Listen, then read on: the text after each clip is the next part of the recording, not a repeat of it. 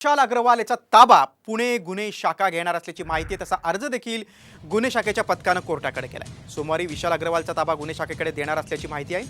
दुसऱ्या गुन्ह्यांच्या तपासासाठी विशाल अग्रवालचा ताबा कोर्टाकडून गुन्हे शाखेला आता दिला जाऊ शकतो।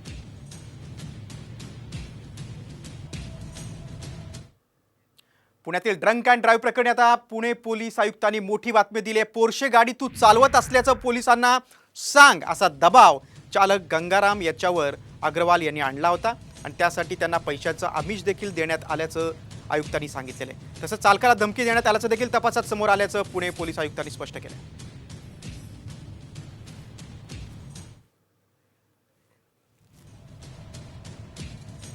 जर घटनाक्रम पूर्ण पाहण्यात आला आणि अशा दिसून आला की त्या दिवशी रात्री यावेळी हे घटना घडला त्यावेळी ड्रायव्हरवर दबाव आणण्यात आला होता की त्यांनी स्वतः त्यांचे अंगावर या केसची जबाबदारी घ्यावी।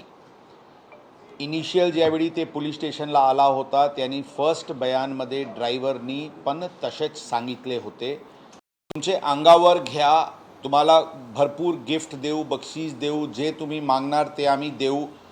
तुम्ही बोलले काही दुसरा काही हे केले, पहिले ते झाला, नंतर ते काही तुम्ही वेगळा बोलले, काही वेगळा स्टँड घेतले तर तुम्हाला बघून घेऊ, तुम्हाला वेगवेगळे प्रकारचे त्यांना धमकी देण्यात आली।